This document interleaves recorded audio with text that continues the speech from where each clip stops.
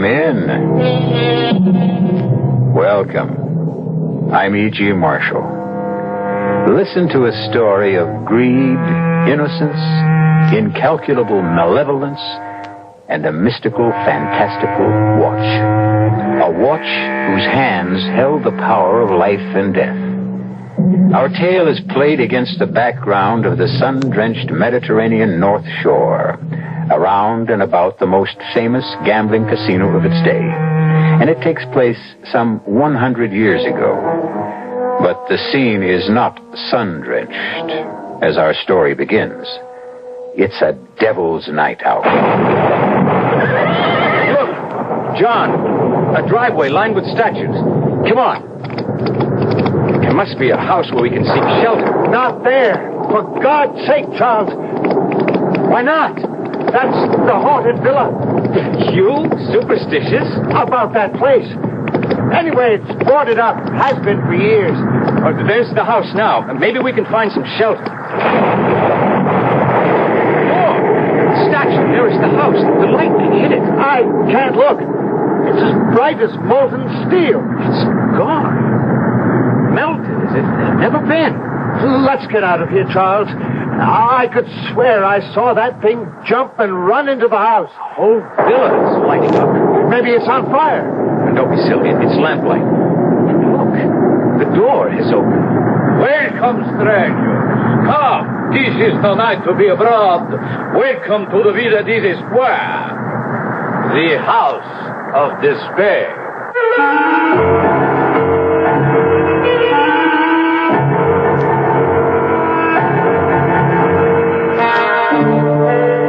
Our mystery drama, The Death Watch, was written especially for the Mystery Theater by Ian Martin and stars J. Gregory.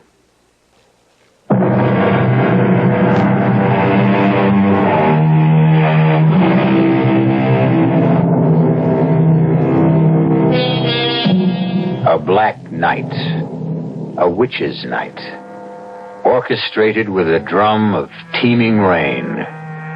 The wind, a wail of violins, the crash of thunder, a choir of cymbals, and the sudden rebirth of a long-dead house, menacingly named the Villa des Espoirs, the Castle of Despair. Surely the perfect setting for the strange and terrifying story I shall leave Charles Fleming to tell you in his own words.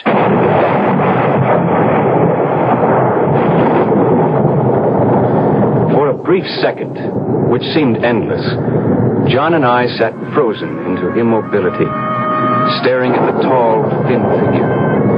The bristling black eyebrows and the deep widow's peak only emphasized the height of his brow, the parchment white of his skin. Beside him lurked a misshapen dwarf with an oversized head.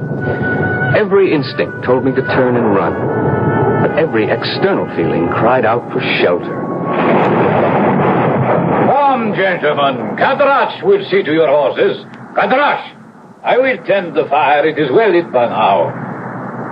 I've got a funny feeling about this, Charles. So have I. But we're armed, and the horses need rest more than we do. You said it was still at least an hour's ride. In this weather. But I don't like his looks. No question. Watch it. The man wants to take the horses. Don't expect any answers from Kadrash, gentlemen. He is a deaf mute. But you can trust horses to him. They will never have gentler or more loving care. Well, come in out of this bone-chilling rain. You are most kind to offer us hospitality. On a night like tonight, it is no more than human decency. Allow me to present myself. I am Count Vladimir Dravanescu. Honored. I am Charles Fleming, and this is my good friend, Dr. John Potter. Now, shall we go in the petit salon, or how do you say in the English, a parlor? We have started a fire. Yes, I must apologize for the smoke. I have just arrived myself, as you can see, and the wood is as wet as all of us. By which road did you come? From Carlo Casino, where I presume you are headed. Correct. To the home of Colonel Willoughby. Ah, the countryman of yours with the exquisite daughter.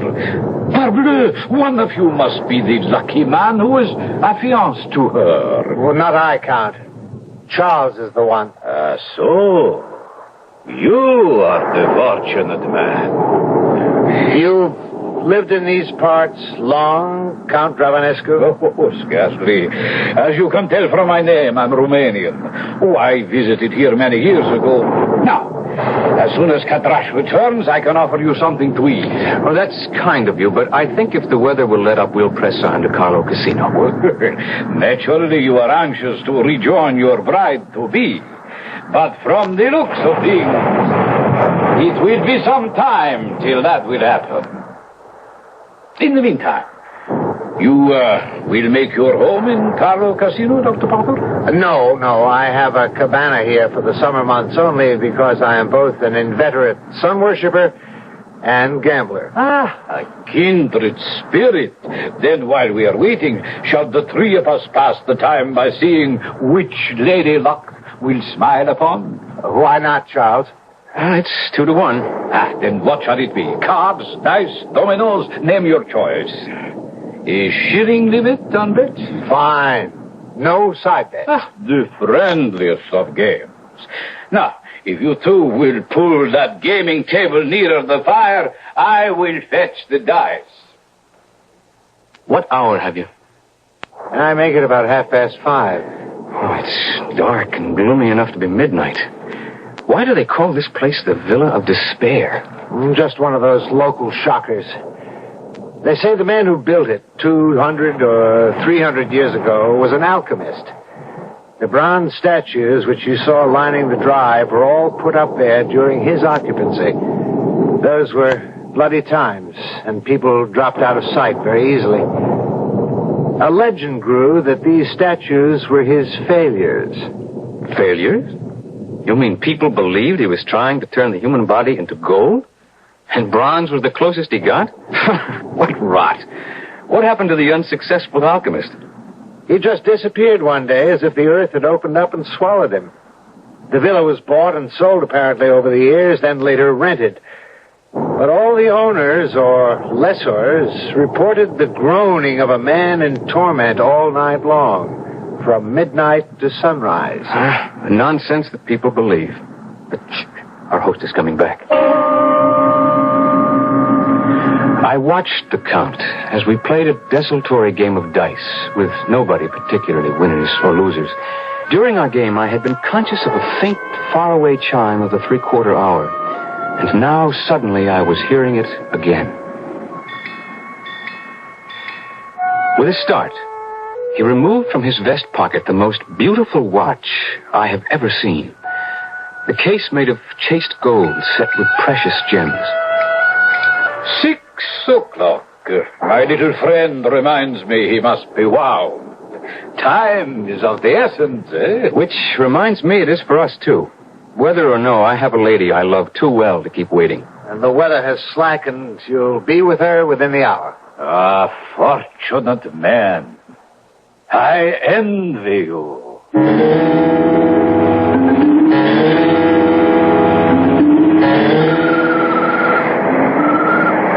Oh, my darling. My blessed darling Charles.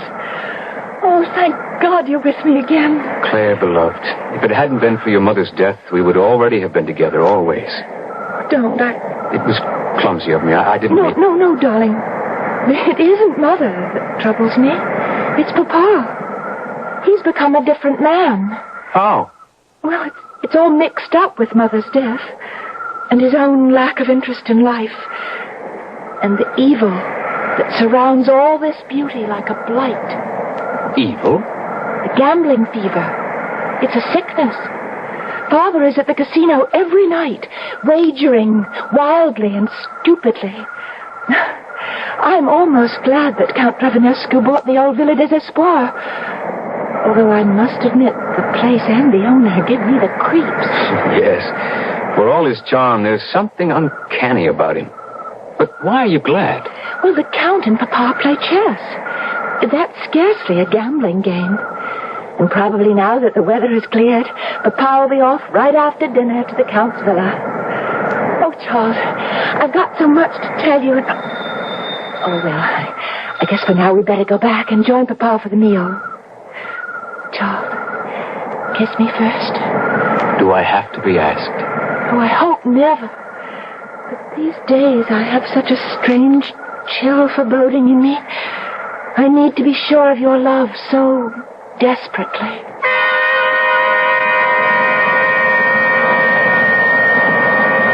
Claire's mother had died 4 months ago, just before our planned wedding. Naturally, it had to be postponed. And it was not surprising that Mr. Willoughby, plagued by the rheumatism and now the loss of his wife, had fled to the Mediterranean to try to recuperate. What was shocking and ominous for Claire's and my happiness was what I watched in the following weeks. Claire's father had become a compulsive, obsessive gambler. Our invitations to Villa des Espoirs, in spite of Claire's and my feelings of revulsion for the Count, were always a welcome relief. Till this one particular evening. Claire and I had walked out to the patio, high over the blue Mediterranean, as the Count and her father started to play chess. But by the time we returned, the game had become backgammon. Double. That is 16s. You don't have to accept. Your position is virtually hopeless. Life is never hopeless, old friend, as long as you have it. I accept the double. F5 and a 2. You have me blocked. Perhaps I was a fool to accept the double. What does it matter? It's only a game, as I said. My dice. On the pair of 5s I just rolled, I must double again. 32, and the odds are insuperable. I would have to be superhuman to win. Wouldn't I? I doubt if even the Lord's help could bring you through. Will you concede? I suppose I haven't mentioned yet that I am a mathematician and a recognized, although amateur, manipulator of cards. I am also an excellent ass under any circumstances. And what I watched happen to my future father-in-law in that simple game of backgammon was beyond all possibility or chance. Double 6s, and that clears the board for me. What bad luck. Any other throw for you except that one deuce would have given you the game. And the stakes were ridiculously high. Shall we just forget it? No. As an Englishman and a man of honor, I pay my debts. How much do you reckon it is in English pounds? At our original stake, about 150,000. Damn. I didn't follow that. I can't cover that in cash. No need. There's every need. I pay my debts. You will have it once I sell my house. But, Papa, you can't do that. We have to live. I'm ashamed. I had no care if I destroyed myself. But I had no thought of hurting you. No, there is really no need for agony. The debt could be satisfied without any harm financially whatsoever. If you are determined to pay. I am determined to pay. I don't see why. It's all so silly. I mean, it's just a game. And Claire, Yes, Papa? I'm asking you to leave us alone. Yes, Papa. We'll be in the salon. Now, sir, what is your proposition? You have only one possession I covet, sir. Your daughter. I think I can make her far more happy than an untried boy with no established future. If you would give me her hand, or the opportunity to court her openly, why then, it would be I who were completely in your debt.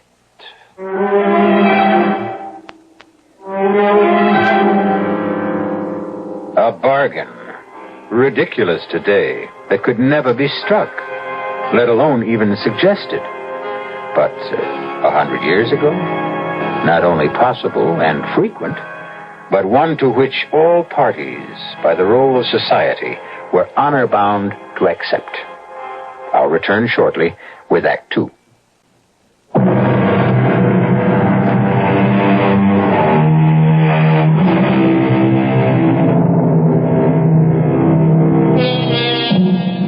Of course, it's incredible to us today that less than a century ago, parents owned their children almost as slaves. And the children accepted that fact, especially if they happened to be girls. Still, with parents who were reasonable human beings, even under the fashion of the day, most of the young people were not tested in their allegiance, except under unusual conditions, such as an ashamed and trapped Colonel Willoughby finds himself.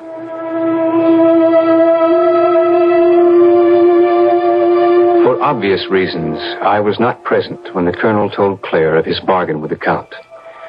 Had I been, none of the rest of this story might have happened. I won't, Papa. I won't. You can't make me. You don't have to pay this debt. The Count himself told you. It's a matter of honor. Well, I don't think it's that at all. Charles thinks that the Count cheated you. You can't cheat at backgammon, my dear. Yes, you can what did Charles call it? If you switch the dice. Now, even if he could have changed his, as far ahead as I was, it was impossible for him to win without any bad luck with my dice. But Charles says that he could have palmed your dice. Charles says. What does he know about it? Well, he just graduated ahead of his College of Mathematics. He had to be a teacher. A poor enough living at best. But enough. I must pay him the money. Well, sell the house. But don't sell me, Papa. I have to think of your future. The Count is well born, rich. He is a much-traveled, brilliant man who can introduce you to a life of ease and comfort. I don't want a life of ease and comfort. I want a life of love and happiness. Oh, no, Papa. No, there's no way that you can make me. Hush, Claire, beloved. I intend to honor my debt. I can do no less. That means I can leave you no dowry. I think we owe it to Charles to let him know that. Papa, Charles and I don't need anything from you. We can take care of ourselves. Charles has a teaching job waiting, and we don't need much as long as we have each other. It's midday. I think I'd take a rest in the study before lunch. Go join your intended, darling. I've interfered enough with your holiday. After Claire had come out and told me of her interview with her father, I had taken some provisions down to the small day sailor and was returning back to the house to pick up Claire and the picnic she had been preparing when the shot came directly from the house, from the area of the study. I started running immediately, and as I reached the terrace, I heard...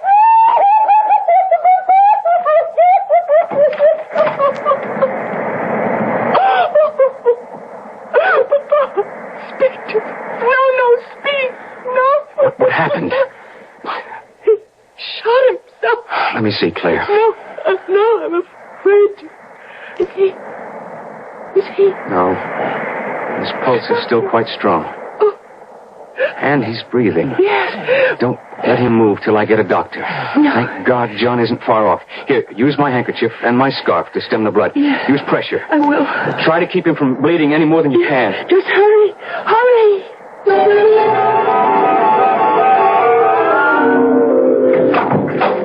How is he, John? He's alive. He's lost quite a bit of blood, but that's not serious. But he's alive. Yes. Should he be removed to hospital? I don't think that's necessary, or even advisable under the circumstances. What do you mean? The bullet entered the throat, passed through the mouth, and came out near the temple. Don't try to hide anything, John. We've got to know sooner or later. In my opinion, your father will recover But there's been brain damage. Oh, Not unlike an apoplectic stroke. I'd be less than honest if I didn't tell you there'll be a high degree of paralysis. In the left side, at the least. Your father will be fortunate if he can ever walk again. is that all? Don't hold back. At the best, you'll need someone to nurse and care for him the balance of his life. I'm sorry, but it's safer to face the truth.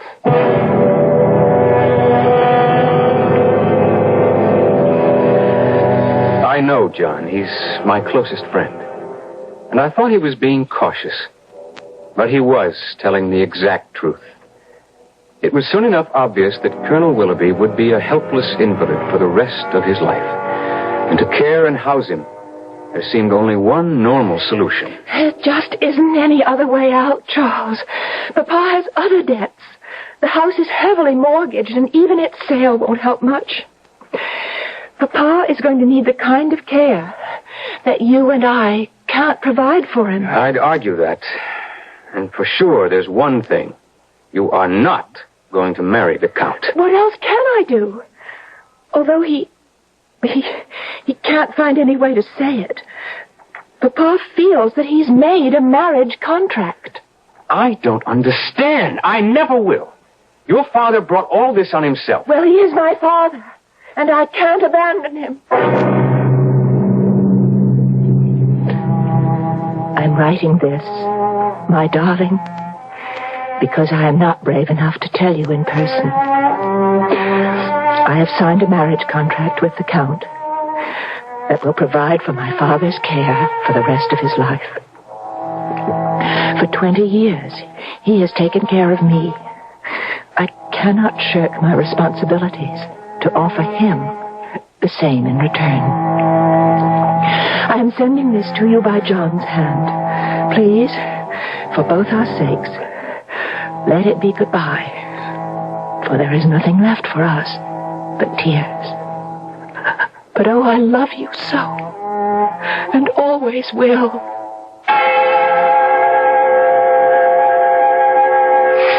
I'll be damned if I'll accept it, John. What else can you do? I could shoot the Count. What would that serve? Well, then Claire and I could be married, and we'd take care of her father. We've been over that. It wouldn't work, Charles. Even if you weren't arrested and guillotined. Well, there must be some way out. I could go to the Count and beg him. For what? To give up marrying a woman he desires and also settle 30 or 40,000 pounds for the care and maintenance of her half-alive father? Well, at this point, anything's worth a chance. I'm afraid this is an impossible gamble. Far better that... Gamble. Gamble, of course. That's the answer. Have you a pack of cards? Yes. They're in the drawer beside you. I'll take a new deck. Open it. Shuffle the cards. Remember I said I would play anything but cards when the Count suggested that friendly dice game? Yes? Well, let me show you why. I could take all night to shuffle these cards, but this will suffice to illustrate. Cut them. Cut them as many times as you want. Well, what's the point? Do as I say. Very well. This has always been a hobby with me. Up till now. You know the game of poker? I should. I've lost enough at it. You needn't have. If I'd been dealing. What do you want? 2 pair? Full house? Flush? Just call it. You can deal me anything you want? Provided I can stack the deck. But that's cheating. What did you think the Count was doing in the backgammon game he won that ruined the Colonel? Can you prove it? Only by playing his game. I couldn't guess his mechanical means, and he won't be able to guess mine.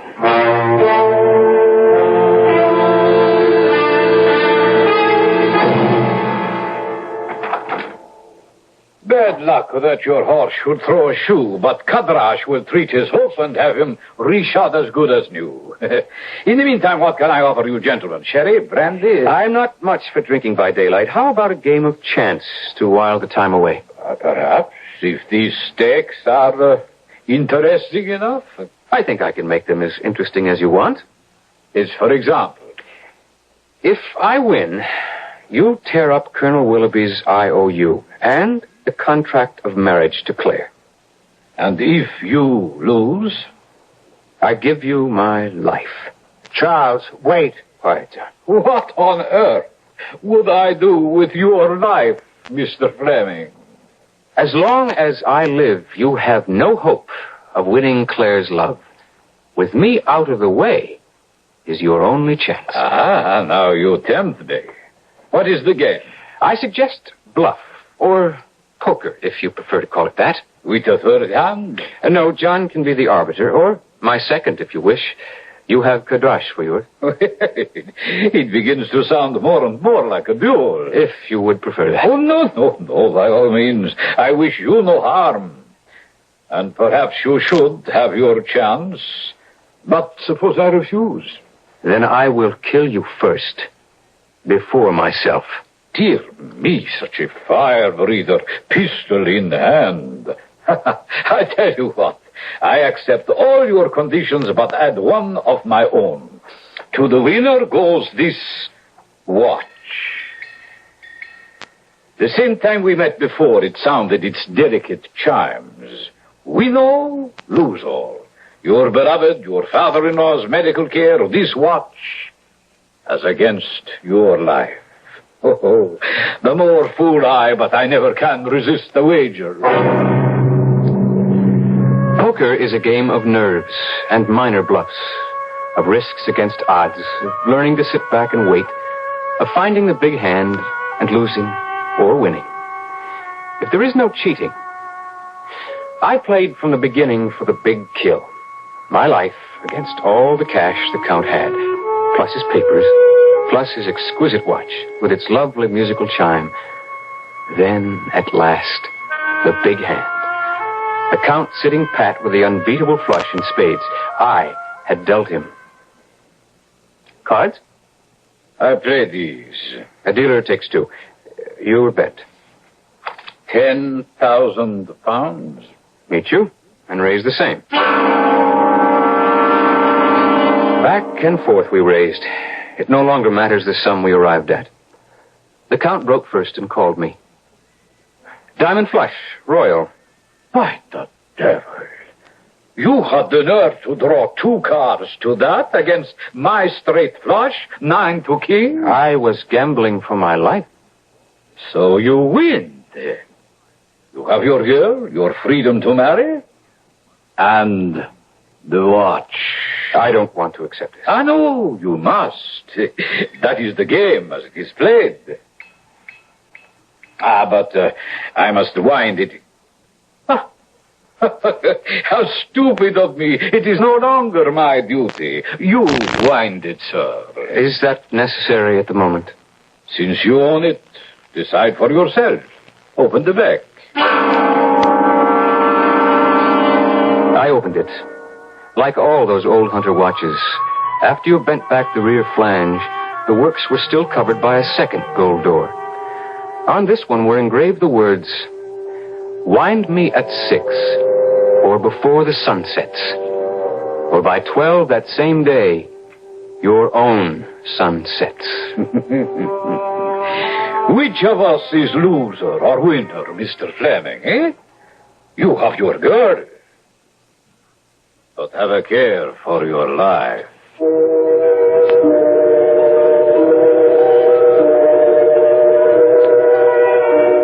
Curiouser and curiouser, said Alice in Wonderland. Stranger and stranger, we can say, as this story turns and twists. Who is Count Dravenescu, really? Does the watch have some magic power? Or is superstition enough to create that power in the lovely jeweled watch with its golden hands? I'll return shortly with Act 3.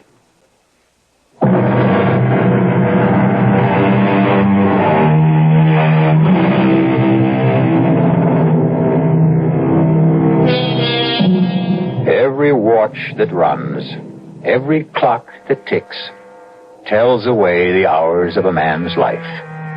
but none so specifically as this curious chronometer claims to, if it is really dangerous.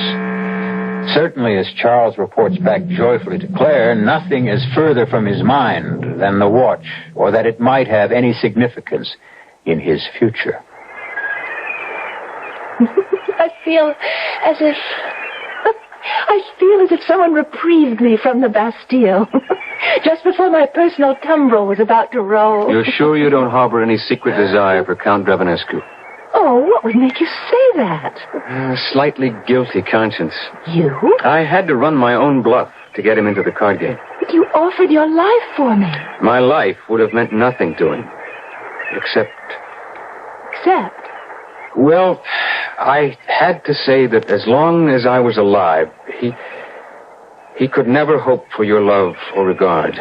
Which was only the truth. I hope. Oh, I want you to believe. I believe. But? Well, there's something about this man. You have to sense that somehow he has enormous powers, enormous resources. But he can't touch us now, Charles. I cheated the Count, you know. He cheated my father, you said. Yes, but two wrongs don't make a right. I'm sentimentalist enough to wish I could have won you in fair battle. Oh, you didn't have to win me, Charles. I was, am, and always will be yours. Nothing can interfere with that. Charles, just to make sure, will you do something for me? Anything. Well, you've already proved that. But just once more, will you drive me out to the villa? I want to talk to the Count myself. There's no need for that. Ah, you're not afraid I'll change my mind? Of course not, but I only sense that any contact with Count Vladimir Dravanescu is fraught with a kind of inexpressible danger. Feeling like a superstitious fool, I agreed to drive her out the following afternoon. I dressed carefully and scrupulously for the encounter, forgetting no bauble that would suggest that I was more well-to-do than was actually the case, and not forgetting a pistol, because I had no trust in the Count. The one thing I forgot, or who knows, I was spelled into forgetting, was the watch. So, this is the famous... or should I say infamous, Villa des Espoirs. Look at the bronze statues. I'm looking. Oh, they're so lifelike. Hope that old legend John tells isn't true. Look, Charles, one of the statues is missing. That's the one that was struck by lightning first night John and I were here. Well, let's forget that for a moment. Charles? Yes, dear? Will you let me see the Count alone? I think I can make an easier peace between us. Whatever was said between them left Claire happy and released by the time she returned to me. I suppose he duped her as thoroughly as he duped me, by consuming time. It wasn't until we were leaving that I realized that it was almost 6. It was a late sunset that evening. On the way back, Claire couldn't understand my reckless haste. Charles, do we have to drive so fast? What time is it? Just before 6. Damn. What's the matter? Oh, just something foolish. You know this road. Can we make it back home before 6? No, not a chance. Why does it matter? Father has his nurse. Why do we have to hurry so dangerously? On the way home, I should have told Claire about the watch and its special chimes, which musically told the hour and the legend about its winding, and the 6 hours of life that were left to the one who owned it and forgot to wind it before 6 o'clock. But it seemed such a ridiculous fancy that I decided to forget about it. Except suddenly I was assailed by an unreasonable pain in my stomach. What is it, darling? I don't know, dear. Just a sort of a cramp. But you're in pain.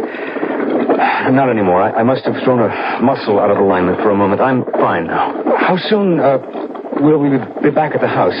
Oh, not about 15 minutes or less. Good.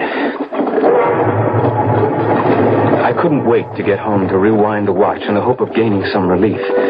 For instead of just my former slight twinge of superstition about the watch's deadly warning, The pain and the sort of creeping paralysis that seemed to be affecting me had changed my mind. I no longer considered that malicious message a joke in bad taste, but perhaps the literal truth. That damnable watch. When I snatched it out of my bureau drawer, it was running. The hands at 6:30. And the chimes, which had sounded so sweet and gentle before now, rang in my ears stridently, as if tolling my approaching death. I tried to wind it, but the stem was frozen as I was becoming myself. The agonizing pain was spreading out like some evil flower, and already I felt like a corpse with rigor mortis setting in.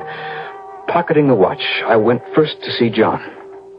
There's no particular symptom I can put my finger on, except I don't like your reflexes. What's the matter with them? Well, they're sluggish. Your pulse and heartbeats are a little slower than normal.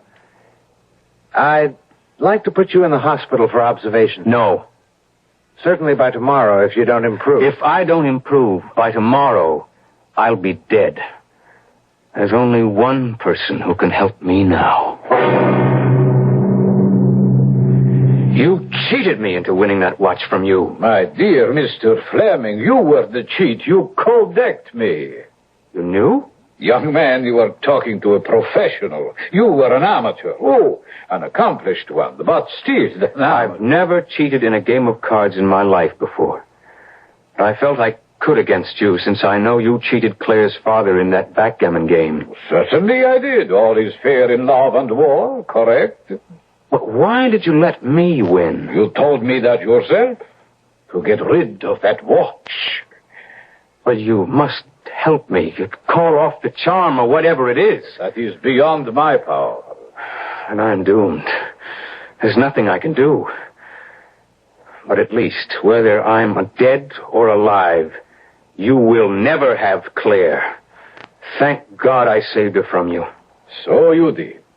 Alas, poor child, she will mourn you, Mr. Fleming. I have no wish to hurt her, so perhaps I can offer you some help. What? How? I have the power to give you an extension of 24 hours. What good is that?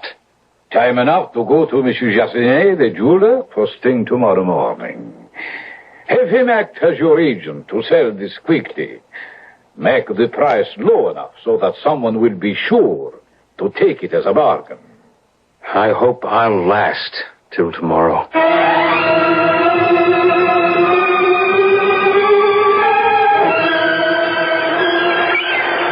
It's almost 7 o'clock. I came to tell you dinner was almost ready. If you're up to it. Oh, of course I do. But first, Charles, now that Father is...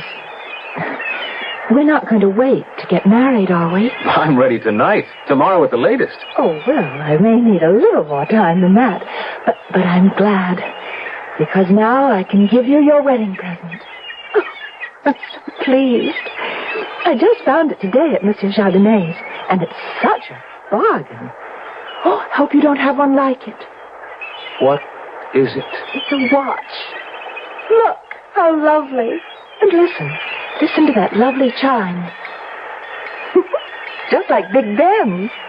And then, after, it'll strike the hour, and then... What is it? What? Ah, just a pain. It'll go. Claire, did you wind the watch at 6 o'clock? No. Monsieur Jardinier said it was wound tightly, and it would run until tomorrow. Oh, Charles, what are you doing? Put me down. Where are we going? Villa des Espoirs and the Count. Pray God he has a little kindness left in him.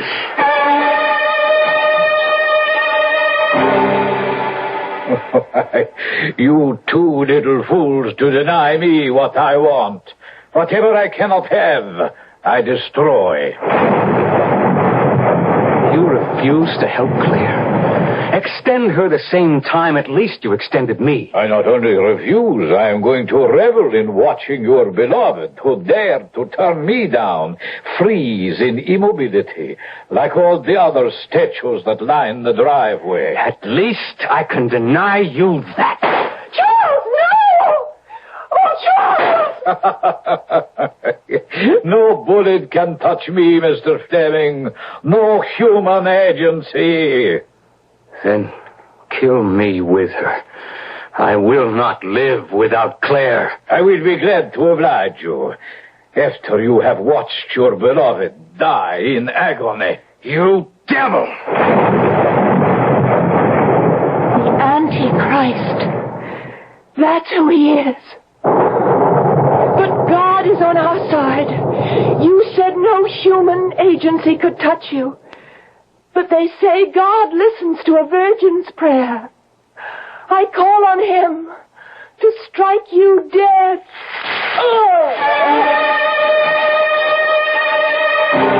A bolt burst through the window, its jagged blade entering the Count's head, down through his feet, and into the floor.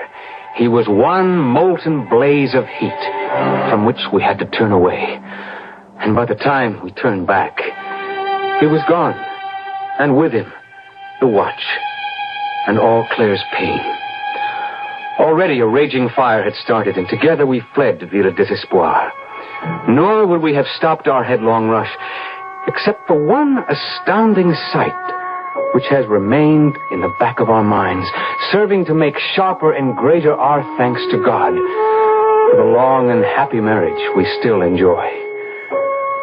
Look, Claire. Where? The empty statue base. Empty no longer. John used to sneak in here as a child. No wonder the Count looked familiar to him. Frozen forever again in bronze was Count Dravanescu, his body twisted as if in some inner agony, his face seamed with pain, and the deadly watch in his hand. Villa Desespoir burned to the ground that same night, and the property was disposed of for taxes. All of the statues were sold, except the one of the Count, which could not find a buyer. And so he stands alone in his eternal torture, watch in hand, waiting for a reprieve, which will never come again. I'll be back shortly.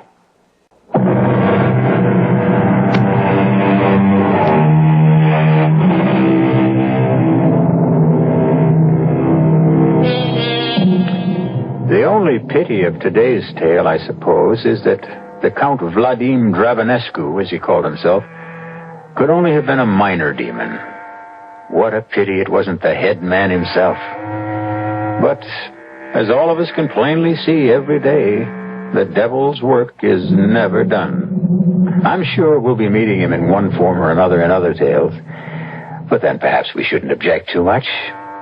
He does put a lot of excitement into our tales. Our cast included Jay Gregory, Marion Seldes, Robert Dryden, and Ian Martin.